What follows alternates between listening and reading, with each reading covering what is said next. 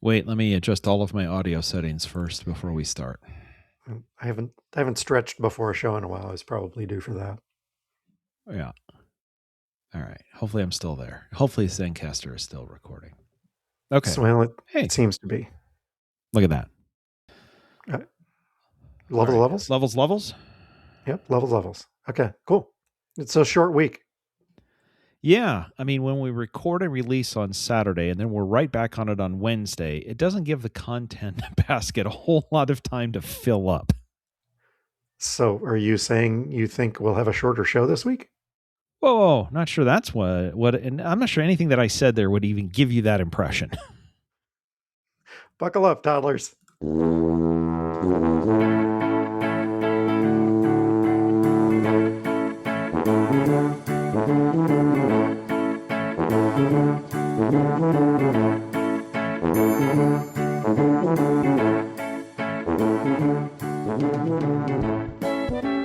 Hi, toddlers.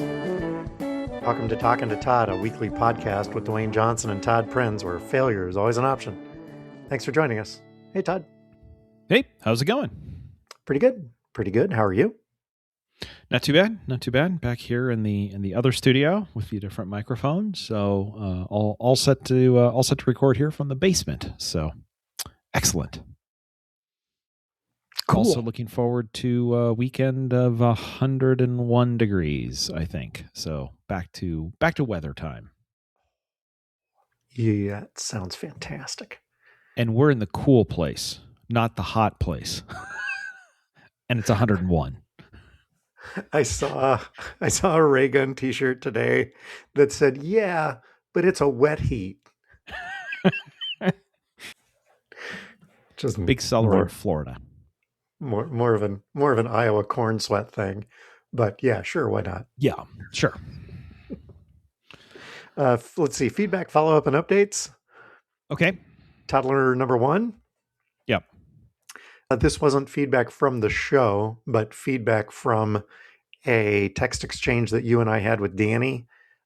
Yes. About why they water the fields during the hydration breaks during World Cup. Yeah, Danny was concerned that they were watering the fields and that it would ruin the sod. And then I explained, no, the fields actually do get watered due to plane surface issues.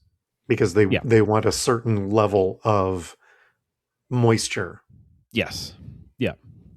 So, and Amy really appreciated that watering explanation. Some of it was in 50 words or less, and other parts of it was not. But the first 50 words was in 50 words or less. The next 12 exceeded that, but who's counting? But for the record, I was counting. But the last 12 words were nifty enough to get you a pass. Yes. Yeah. So, hey, had some feedback from Lisa. We were listening, and you were talking about how you were watching The Wire, which she has watched. Then she wanted to know, have you watched The Shield? Was that with the guy that played the Thing in one of the Fantastic Four movies? Michael Chiklis. Yes. Michael Chiklis? Is that the little gum guy? That sounds like a mob guy who all the other mobsters hate, and they called him Michael Chicklets. You're like, hey, come on, give me a better name. Yeah. I was aware of The Shield, but I didn't really watch that show. I also didn't watch Homicide: Life on the Street, which may be next. Lisa's review, if this matters, she said The Wire is good. She thought The Shield's even better. So you may want to cue that up. Really? Okay. I will make a note. Although again, Homicide: Life on the Streets is also a fairly highly ranked one. I don't know that you can go wrong with any of those gritty dramas. Gritty police procedural dramas. But the thing about The Wire is it's more than just a police procedural. This long arc, and they're referencing things. I'm now midway through season 3. We're not yet to what I'm watching, but I'm midway through season 3, and they're referencing back to things that happened in season 1 because it's so good. Here's the thing. 30 whatever years later. You can remember that because you're watching it all together. Remember when this would have aired, you would have had to, in season 3, remember something that happened that they talked about 3 years ago. And you're like, was that a thing? What? Yeah. Mad props to the continuity people. A. B. And it was HBO at that point. So you had to actually watch it on HBO. You couldn't just go back and stream it. If you missed it, you were watching it.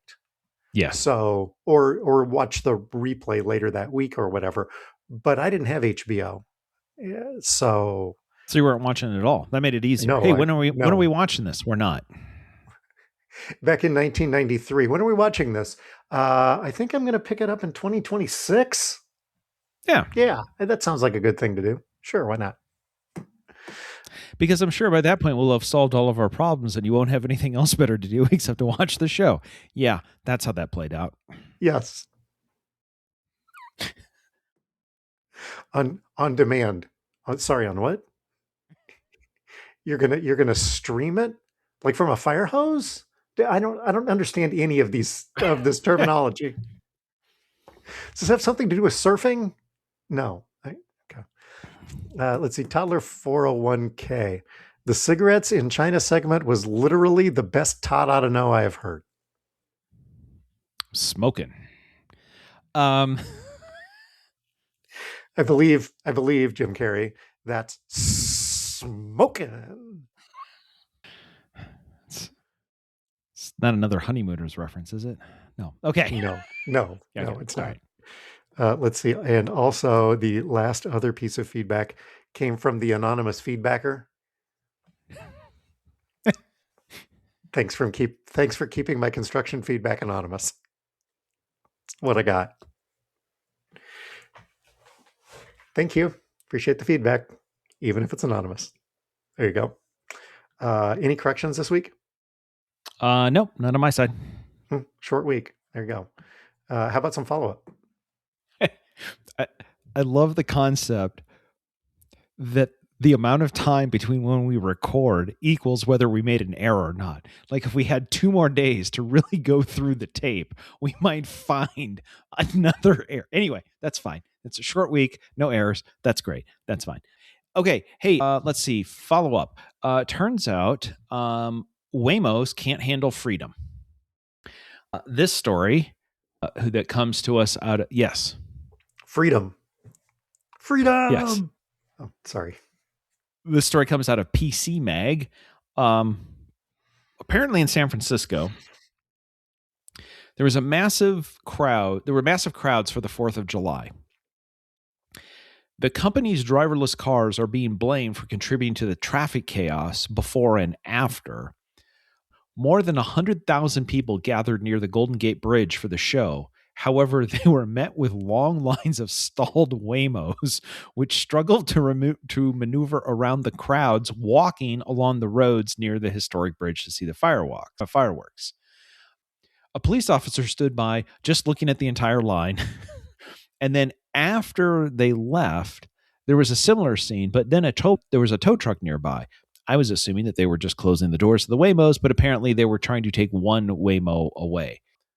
But according to Alphabet, which owns Waymo, the high volume of travelers and unplanned road closures also contributed to the disruption, as many people tried to reach the fireworks show by car.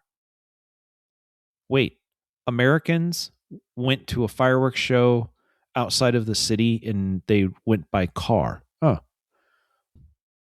Interesting. It did point out, however, while many of the robotaxis were able to drive away once the congestion lifted, other vehicles ran out of energy while idling and required a tow truck. So anyway, there are pictures here that show like 30 Waymos all just sitting in a line trying to figure out how to get out of there. So anyway, good news. I'm just taking it as Waymos hate freedom because they don't know what to do with it. That certainly seemed like a reasonable conclusion to me. Yep. It's the only one to draw. I did not. My soundboard is full. Otherwise, I would have played our Waymo theme from a couple of shows ago. Again, if Zencastr crashes, we'll have a Waymo theme. Do you have anything for follow-up? World Cup fun fact? Yes. When France beat Sweden at MetLife Stadium last week, they being France, has more wins at MetLife Stadium than the New York Jets did last year. I mean, France is better. And you're like, at soccer, they might be better at football too. I'm just... They might be. The Jets are like, you can win multiple games here? Wait, hold on. What? If the Jets keep playing the way that they're playing, maybe they should think about maybe just playing all of their home games in Paris. Not that it will help them. They'll just get away from all of the Jets fans booing them. Hey, I brought a sort of a follow-up. Like, we bring a lot of idiots, and sometimes we have a palate cleanser where we talk about, non-idiots, just occasionally, just to remind people that the whole world isn't full of idiots. Yes. There were a lot of idiots in the World Cup in the last week, and World Cup adjacent. And a lot of the sports world, a lot of the World Cup has not been great. But I wanted to bring this from the Tour de France, which started on Saturday. On Saturday, yeah. So that's why this is in follow-up. Yes, because we already talked about it. So we talked about Tour de France. So here we go. On the stage 2 of the tour, UAE rider Isaac Del Toro had a puncture on his front tire, or one of his tires.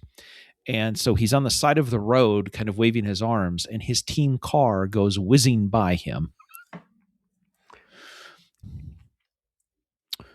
Which made him, according to the article, look forlorn, because now there's neutral car support that will come up and help you, but my team's not even helping me. And he's waving his arms. Anyway, Dewayne, do you know what happened?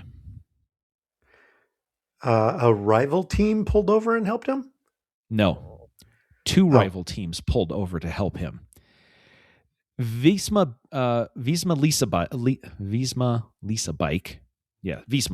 and Ineos cars both saw that guy's team car go past. They both pulled over, and the Visma mechanic went out and got him fixed. The reason why that's really important is, so the 2 main riders who are going to win the tour more than likely are either Tadej Pogacar, who rides for UAE, who's a teammate of Isaac Del Toro, and Jonas Vingegaard. Do you know which team he's on? I don't know. Another rival. He's on the Visma team that stopped and helped the other team fix his bike so that Isaac could continue. At the end of the day, the winner of the stage, number 1, Isaac Del Toro. Number 2, the leader of his team, Tadej Pogacar, and I believe number 3, Jonas Vingegaard from Visma. So it wasn't just another team. It was literally their biggest rival team saw him. Oh, he's got a flat. His team car can't help him. We'll pull over and we'll take care of it. Because here's the thing. We want to win this. This is a sporting competition. We want to win this on the road. And I would hope that if one of our riders needed help and we couldn't get to him, one of the other teams would help as well. That is not the World Cup ethos. I'm just going to say that. I'm looking at you, Paraguay. That is not the World Cup ethos. And yet, that's how they roll. In the Tour de France. Maybe Isaac's team wasn't focused on him since he's not their number 1 rider. Yeah, well, what ended up looks like happened is they went flying past him and up the hill, and then eventually they realized they must have not seen him or something, and they're like, "Oh, our dude has a problem back here." So then they pulled over, and then one of the mechanics grabbed Isaac's spare bike, but they didn't know that he was getting help and would come up. So the mechanic got on the bike and rode the bike down the hill to Isaac. That did end up in a €500 fine for the mechanic, and I kid you not, a yellow card. More yellow cards were given out in the stage 2 of the Tour de France than all of the World Cup. Anyway, because there is a rule, and it's a good rule, you are not allowed to ride your bike the opposite way of where the 190 people are riding. Yeah, that's a safety feature. Backwards into the peloton. That I can see how this could cause a problem. Yes. Yeah. So his team eventually helped him. Good in bowling, not good in bicycling. Yeah. So his eventually did help him, but not one, but 2 different teams pulled over. What do you need? How can we help you? Look at that. Actual sporting stuff. I have a follow-up question. Yeah. Is one of those teams where you got your bike from Ragbri? The Lisa bike team?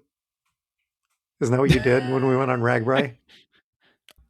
Oh, that's a rent a bike. You went to rent a bike. I didn't lease a bike. I rent a bike. Yeah. Okay. Yes. Different one. Okay. Yeah. Good. Which is also different than when me and my wife go out for our rides. I jump on the Cannondale and she jumps on her Lisa bike. So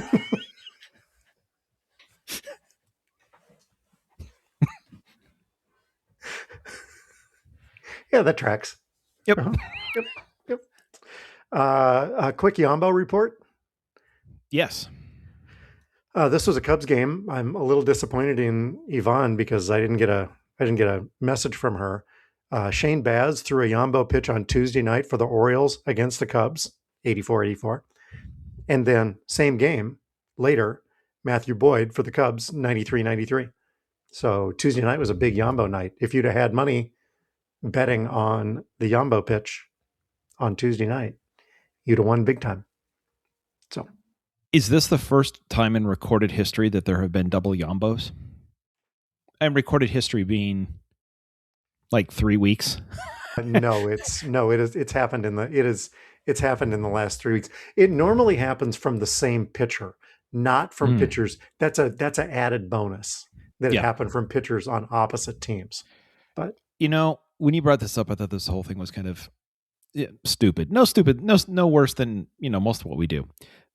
But now I'm like, okay, so you can make on the prediction market, you can decide if there is a Yambo pitch, on which pitch is it, on which pitcher, how many per game. Yeah, well, that was part of the original concept. That's how we get rich off of this thing.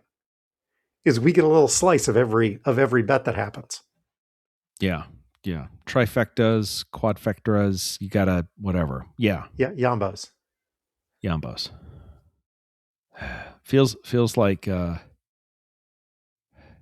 should be registering the domain name right now, if I'm honest. Okay. Anyway. Well, congratulations. Congratulations to Baz. Yeah. What? I already own YamboRadio.com, so it can't be that. Yeah. But maybe Yambo Pitch. YamboPitch.com could be. Yep.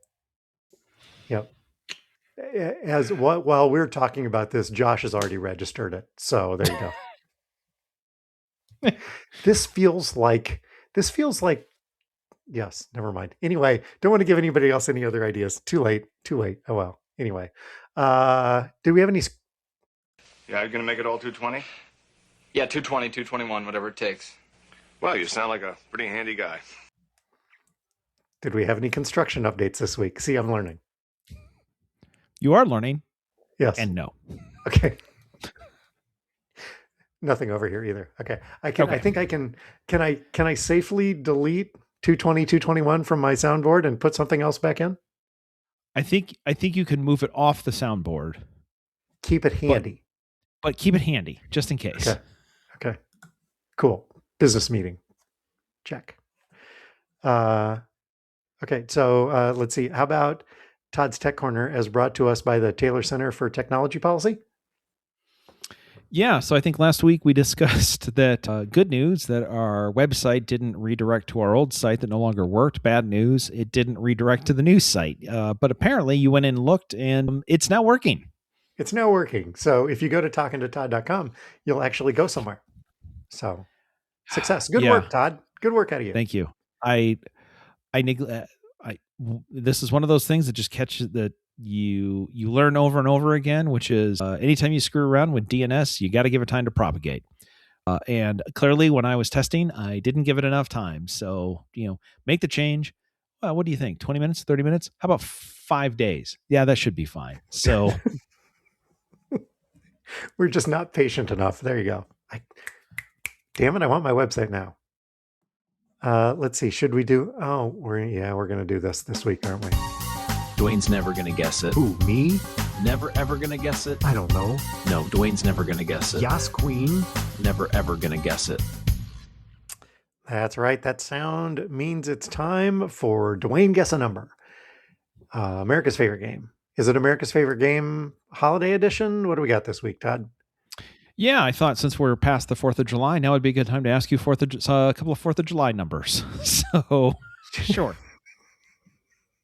Why not? Sure. Why not? Well, wait until we drop our next episode at a time, which is a St. Patrick's Day quiz. Look for that coming this Arbor Day. Okay, so I was kind of curious. I was thinking, people we like to shoot off fireworks in the United States to celebrate the 4th of July, and I was thinking, I wonder how many pounds of fireworks are shot off in the United States on the 4th of July. Now, that's a very specific number. Nobody knows the exact number, but according to the American Pyrotechnics Association, as quoted by Red Apple Fireworks, Dwayne, what number do they use to say how many millions of pounds of fireworks are shot off by Americans every year, the bulk of which is the run-up to Independence Day. So this may include some New Year's stuff or other times. So this is all of it, but I don't know. What do you think? So one thing I learned this week, there's an American Pyrotechnics Association. Yeah, it says in parentheses APA, and I'm like, I think when you put things as an APA citation, I don't think that's the APA you're thinking of. Don't think that's quite the citation is not quite there. Does this include all of the professional shows that happen at it says baseball games and this translates into blank of individual firecrackers, cakes, canister shells, and professional grade artilleries lighting up the summer sky. So I believe it's everything. Professional grade sold to homeowners or professional grade sold okay. You and I now have the exact same amount of information. Okay. I have read to you the extent of what I have. I'm the west end of high probably sets off 1 million pounds just by themselves.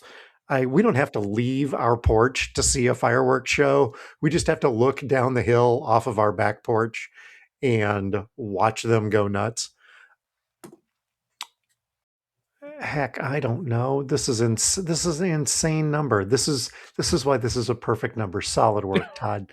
I mean, you've seen fireworks. 980 billion. Is that the how much? Standard? Yeah. 980 billion. Isn't that the standard guess? Yeah. I've seen fireworks. I'm familiar. You've shot some fireworks off. So I mean, this is you. Have you ever had sparklers? Sparklers. I've had sparklers and I've had sprinklers. Both. Yes. Yeah. There you go. Okay. Sweet Lord. 100 million pounds. Hey, I found an updated number. Oh, you were low on a previous number, but I went to the American Pyrotechnics Association directly, and while you were talking, looking around. By the way, fun fact: their website AmericanPyro.com. Yeah, that's not sketch. Anyway, God, Lord. Yeah. I actually have. There we go. There we go. It's too bad we're not on video because I got the fireworks to go off behind me. Okay. All right, here we go. I have total consumption for the year, every year from 2000 to 2025. And it is broken down by the consumer fireworks and display fireworks. Oh. So I have both of those and then the overall total. Now, what did you guess? I guessed 100 million pounds. Okay. As an overall number, you are low. Okay. Well, I was thinking that was the number just for consumer fireworks. That is also low. Oh, damn. Was I actually thinking of the number for commercial fireworks? Then you were high. Oh, okay. Wow, I just cannot catch a break here. Let's not quite double it. 175 million pounds in aggregate. Still low. In 2025, a grand total of 322.4 million pounds of fireworks were shot off in the United States. Of that, 23.5 million are for display fireworks, including your Disneylands and those kind of things. iCubs, sure. Yeah. And 298.9 million pounds is consumer. By the way, if I just look, 2025 is a bit of a down year. In 2022, the number was 461 million pounds of fireworks. People were celebrating because they could leave their houses. Apparently. Display fireworks stays somewhere kind of near the same. And man, people just love their fireworks. So there you go. In 2025, 322 million pounds of fireworks. Yeah, other. Really, 2022 was the first 4th of July in 2 years that you'd been able to actually gather. I live in a red state. You could gather at any point. Never mind. Yeah, that's fair. One other blue number. States you can't buy them, so whatever. Yeah, so it's fine. One other question for you. You're aware of the Macy's 4th of July fireworks show in New York City? I am now. Oh, you've never seen the Macy's? They have a barge out on one of the rivers, and it's the granddaddy of all 4th of July fireworks shows in the United States. Okay. Is there a ball drop? Okay. I'm now familiar. Yep. Perfect. How many shells?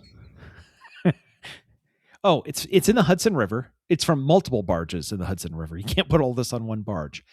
How many shells, individual shells, do they fire off during the Macy's 4th of July fireworks show in New York City? 75,000 shells. Ooh, you know what?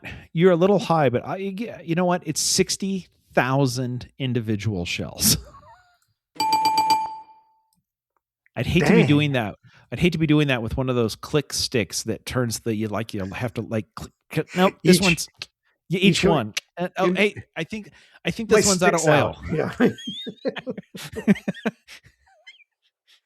Anybody got some matches? Well, what you really want is a stick in each hand, so that you can go twice as fast. Yeah. That's the problem they've got. Sure. Right. Yes. That's Yeah. Oh Lord. Should we do a couple of idiots? Sure. Let's do that.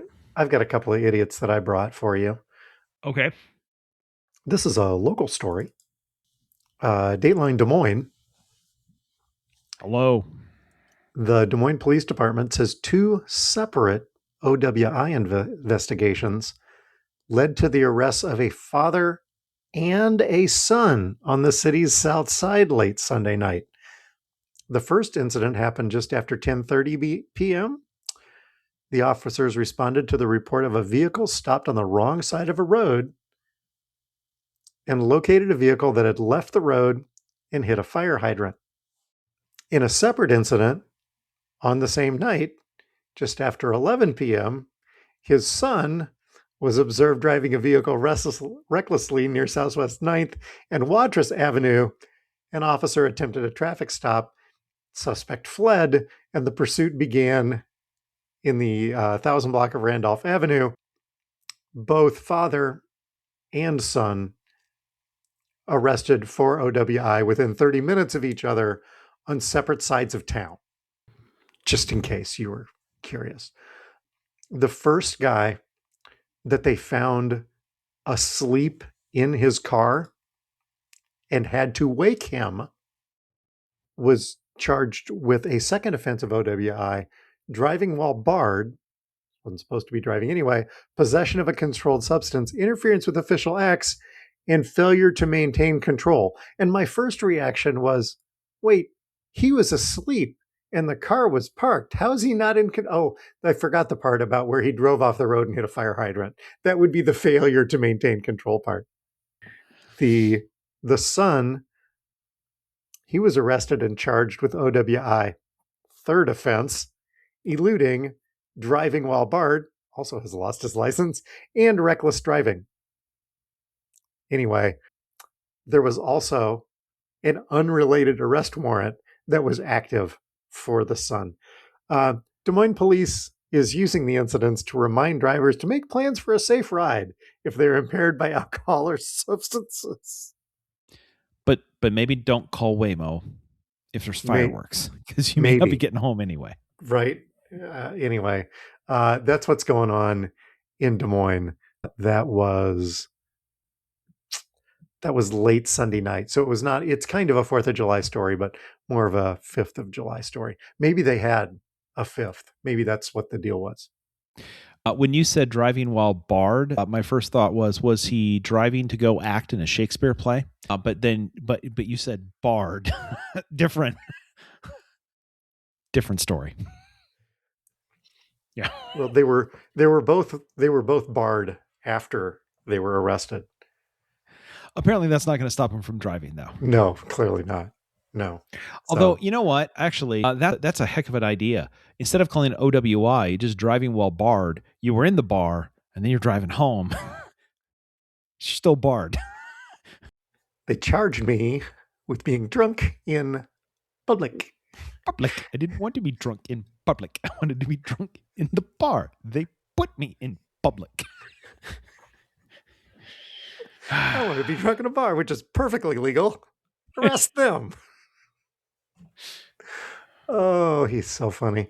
Let's see. What did you bring for idiots? You can do better than that. Yeah. So we've talked about how AI is doing great and crypto is just doing great, and we've also covered the World Cup. Why don't we bring all of those together? So, according to CNET News, some World Cup bettors were in for a rude surprise on Sunday when an AI-generated notification from the crypto exchange Coinbase shared the breaking news that Norway had beat Brazil 3-2 in a knockout match. The AI said that Norwegian player Erling Haaland had scored 2 goals in the clinch win. The reason why this people were surprised to get that update was that the match hadn't started yet. So it had been delayed due to inclement weather. However, the AI that the crypto platform runs on already announced who the winner of the game was and who scored the goals before it ever happened. Now, hours later, the actual result was different. Norway did win, and Haaland did score 2 goals, but the final tally was 2-1. And as this points out, if you're betting, the difference between 3-2 and 2-1, depending on what you bet, it could be the difference between winning and losing on all sorts of bets. Yeah. Yes. Yeah. A number of people on social media did take screenshots and post it, pointing out that them putting out this is dangerous and irresponsible. It did, however, they did try to, when reached for comment, Coinbase referred to an X post by the company's head of consumer products. He did reply. He replied to all of these postings saying they've made some updates to avoid these type of inaccuracies in the future. It's a funny way of saying just made crap up. It's not an inaccurate. It's just, but then he added this, and hey, it turns out Norway did win and Holland did score 2 goals. So maybe the AI knew something we didn't. Nope. That's not the way this works. It didn't see the future. You don't get to do that. No, you don't get to do any of that. Anyway, this is what happens when you let the AI and the crypto people join up. Like, do we even need to play the games? I don't know, man. Here, it says that they won. What more? So cool. Also, I guess apparently Coinbase is a crypto thing. Good for them, I guess. So yeah. We simulated this game 40,000 times, and it can't. Never mind. No word from the former shoe company on what the on their outlook on the game before it happened. Let's see. So things that we're watching. Yeah. World Cup. Yes. And as previously mentioned, The Wire. Again, I'm 3.5 years into this. We've now gotten to the point in life where they have a laptop, because those weren't easily accessible, particularly. But it's about, I'd say, 4 inches thick. Oh, a portable. Yes, it was. Yeah. It was more of a portable computer than a laptop, but it was also, for the record, a Gateway. I didn't remember that Gateway made laptops, but anyway, it was definitely one that would withstand a nuclear bomb, because seriously, this thing was that was a solid piece of equipment. And they've moved from pagers to little Nokia cell phones. Ooh, it may survive a nuclear bomb, but it won't survive more than 45 minutes not being plugged into the wall, because that car battery will drain very quickly. How about you? I'm sure you're watching World Cup. What else are you watching? Yeah, so we did watch World Cup. Yay! Hey, England. That was a great match. We enjoyed that. Well, we enjoyed the result. I'm not sure I enjoyed the last 35 minutes plus 11 minutes of stoppage, but there we go. Also, I neglected to cover this last week. 2 weekends ago, we went, Lindsay was in the cast of a show in town put on by, I believe it's called Mad King Productions. They do Drunk Shakespeare. So, okay. Lindsay, yeah. So Lindsay had a part in it, and she did really well. It was great. But the concept is, and we didn't really know much about it. And actually, if I'm honest, right, Lisa's like, do you want to go to Drunk Shakespeare? And I said, I lived in a fraternity house for 2 years. I've pretty much seen it. So I don't need to go, but we wanted to go see Lindsay. So we're there to support. And she's like, you guys aren't going to like this. And we know, yes, we know. I mean, you guys really are not going to like this. And we're like, we know, but we also went to some of your high school plays, and there was could it be any worse than that? Yes. And then she's like, it could be. And we're like, well, okay, at least we were warned. They were doing 12th Night, and sort of an adaptation of 12th Night. Here's the way that this works. Basically, the entire cast comes on stage beforehand and drinks a beer to get everything going.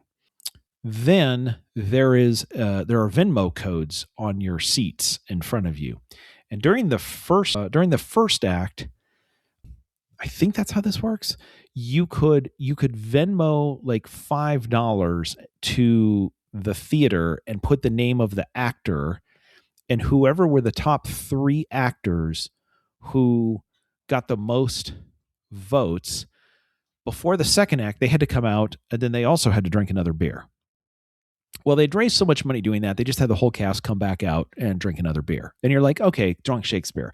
I mean, really, one at the beginning of the first act, one at the beginning of the second act. How bad could this be? Then, as the second act is continuing, the Venmo code, if you sent at least $5 and you put in the name of the actor or actress, a stagehand would walk on stage and hand them a cup of beer while they were in the middle of their scene. And people in the audience were super, super generous. It was not uncommon for the stagehand to come out and hand 3 or 4 cups of beer to one actor because their friends were in the friends. Friends. Yeah.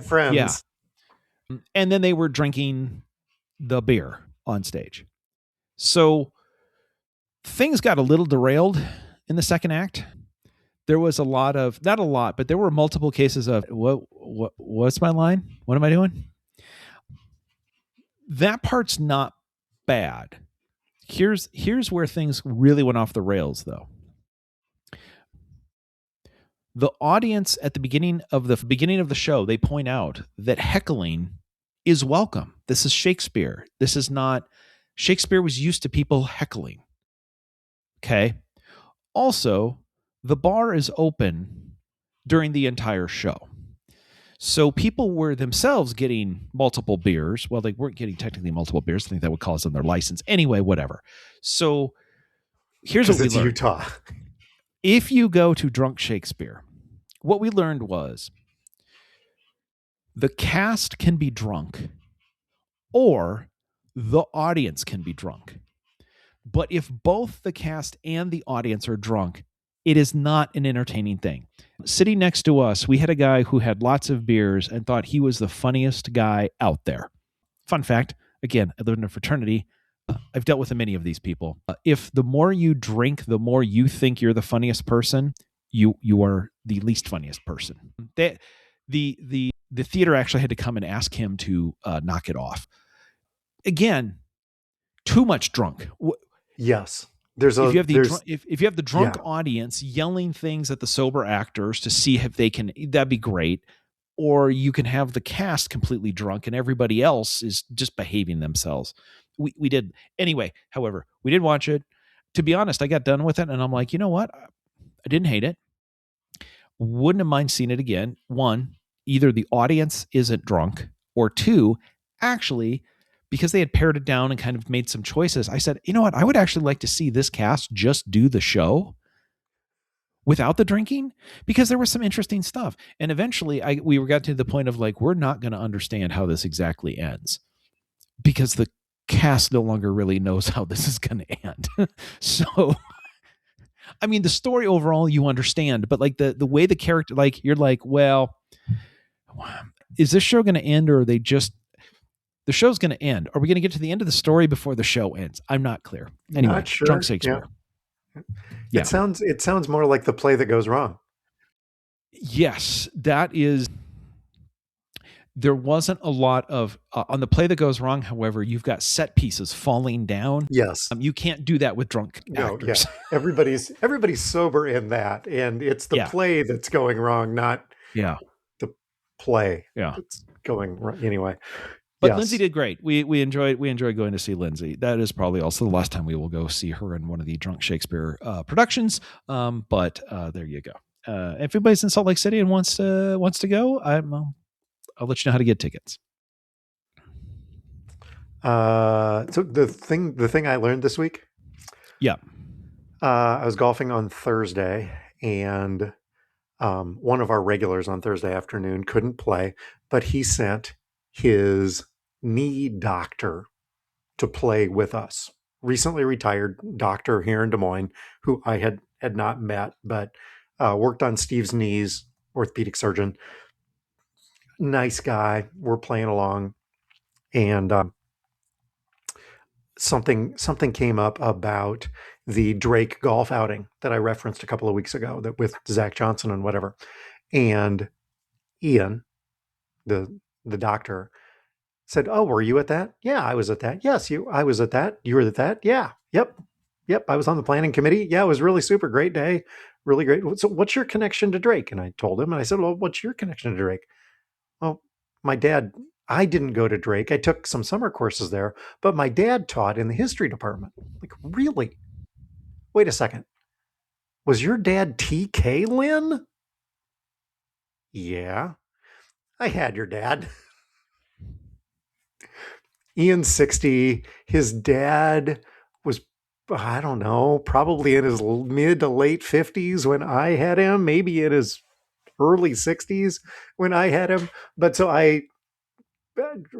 Ian, really nice guy, had his dad at Drake, just kind of one of these small world kind of stories. And then because there were 4 of us on Thursday, but our regular golf group chat is much larger than that. I shared this story with our golf group chat that I had Ian's dad when we were at Drake together. Well, the next question was, so what'd you get in the class? Like, hell, I don't know. This was 35 years ago. Makes me want to go look up my transcript. So then I went back and looked at my transcript. For the record, I got a B. I was going to say, it wasn't spectacular one way or the other. Again, it was spectacular one way or the other. I would have remembered. If not, we're gonna take off 100%, and we're gonna take off an F, somewhere in the middle. Yeah. Otherwise, yeah. East Asia after 1600, my sophomore year. I was in the middle of, but we knew a whole bunch of the same people, and reference this professor and the other professor and whatever. And Amy and I met in one of these professors' classes, and I don't know. Anyway, really nice guy, and is now part of our regular golf group. But fun connection story over the last week. So that's what I learned. How about you? So for the 4th of July, for the long weekend, we went down to the disclosed, undisclosed location where I recorded from last time. I got there before Lisa did. So I get down there. We haven't been in the house for 2 weeks. So after a long drive, have this process where, okay, get the dogs, get them in the backyard, turn the water back on, put water in their bowls. They wanted some food, so go grab some of the dry food that we keep in the storage container because you don't want to leave food out while you're gone. Get them all set up. And then I'm like, okay, everything's good. And then I'm going to go over and grab myself a drink out of our beverage fridge, which is over by the dog. And I look, and we have a robot mop down there that's white, and sitting on top of the base of the robot mop is a lizard inside the house. Okay. I'm like, whoa, wait. Oh, okay. And then I go look. So for fun, over the last couple of years, when we've had big lizards, we name the lizards. Just yes, Fred. Right. And yeah, Fred, Ethel, right? Yeah. Okay. Well, there's another one who we've named, and his name's Bruce. And we know that it's Bruce. Bruce is not that big. Bruce is a he's probably 4 inches long with his tail or so. He's not a big lizard. But the reason why we know it's Bruce is because he was at our house last year. And at some point, and it was weird. You look at this. So basically it looks like he has this forked tail. At some point, what had happened was the skin around his tail sort of came out of the tail. So his skin sticks up, and then the tail, which is now white, continues to grow out. Okay. So we know it's Bruce because I've never seen any other lizard that does this. So we're down there in the morning. Bruce comes out. He's on our patio sunning himself. Sometimes he'll come and look by the door or whatever. And it's like, okay, there's Bruce. So now I look, and there's a lizard in the house, and I look, and it's Bruce. And then I'm thinking, we haven't been home for 2 weeks. Did he come in the house? Oh, God. And he's now been in the house for 2 weeks. So my first thought is, I wonder if he's dead, right? Because like, this isn't great. So I go over, I'm like, you know what? I got to be careful because if he's alive, he's going to run everywhere, and I don't want that. So I go get like a bowl to and I get right up close to him, and he's not moving. And I'm like, okay, not moving. Then I look, and he kind of like moves his head, like, oh, now he's just incredibly lethargic. Like, oh, so what do you do? What do you do with a lizard? Like, I'm not killing Bruce. Be clear. Like I want Bruce to be okay. Has he had anything to eat or drink in the last 2 weeks? The house is not super air conditioned while we're gone, but lizards need heat, and it is air conditioned because it's not 100 degrees. Anyway, so I'm like, you know what? If he's not going to run away, I take the base of the mop. I just pick it up with him on it. And I'm like, well, he's moving, but he's not running. Carry it outside, put it down outside. Then I think, that's not good. So then I kind of get him off of that and put him under let him right next to under our grill where he spent some time. Then I go in. And then Lisa comes, and then I'm telling her about that. And she's like, I don't know. And she's looking like, what do you do? And like, oh, they could be dehydrated or whatever. And I'm like, I don't know what you want to do. And we're both like, this kind of sucks because, again, it's Bruce. Right. You're attached to this lizard. A wild lizard that just lives outside our house. But it's like, hey, And then the following day, we don't see him. And we're like, man, I hope he makes it. But I don't know. Did he die? If he was lethargic and hadn't heated up, did a predator come and like, who knows what would happen? Following day in the afternoon, here's what I get. Bruce is out. Hey, he's good. Found Bruce. So he needed like a day and a half to recover. Yeah. And now Bruce is out doing Bruce things. Another feel-good story on the pod this week. Our hope is that Bruce, however, stops going, hey, I wonder what's on the other side of that sliding door. Maybe he keeps a safe distance now. And what I'm really hoping is Bruce also tells all of his friends, don't go in the house. Just, you may think you want to. It may look great. What I'm telling you is just don't. They're nice people in there. They won't hurt you. But what I'm telling you is just stay out here. This is the place to be. So anyway, so what did I learn this week? Bruce is okay, at least for this week. So what more can you want? Right. The catch and release program is active and operational. Yes.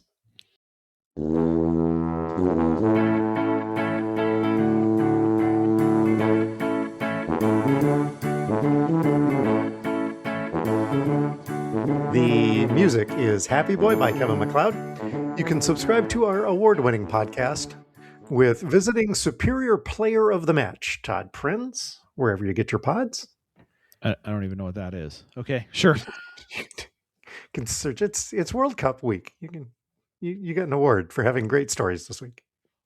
Oh, I didn't realize it was a World Cup reference because you didn't. That wasn't sponsored by some sort of beer or whatever. Like, it's not a true sponsorship unless it's got a brand attached to it. This Heineken Special Player of the Week is brought to you by Amstel. Wait, what? Amstel is sponsoring Heineken? We sold it all. You can subscribe by searching Talkin' and the number 2. There's no G and there's no space, and talkingtotodd.com does actually now work. So you can stop by and see us at the Tuba City home office. Please don't do that. Thanks to our listeners, our sponsors, and our contributors. We appreciate you. And you can send us your feedback to feedback@talkingtotodd.com. Todd. Okay, so you got one dude with Sparky stick things in both hands, and he's got to go light fireworks. If he can light 2 every second, one with each hand, and he just starts doing that constantly, every second, that will take a single person 8.33 hours to light off 60,000 shells. You know what? After like the second hour, you're sitting there in your lawn chair and you're like, you know what? I think I'm done. I mean, every second 2 shells are going up, but it's like, I got a thing to get to. The trains are are they done yet?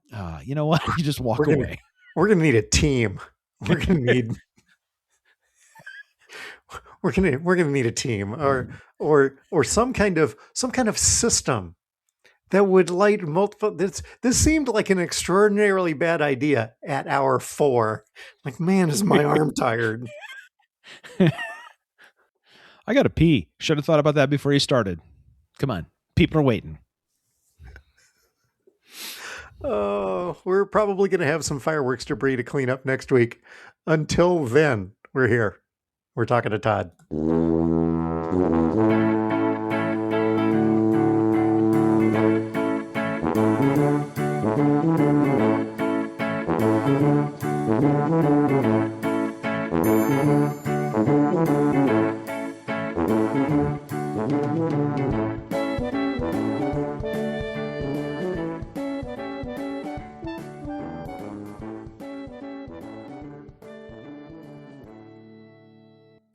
I'm assuming after your golf outing, Ian went back and then he texted his dad and he's like, "Hey, do you remember Dewayne Johnson in your class?"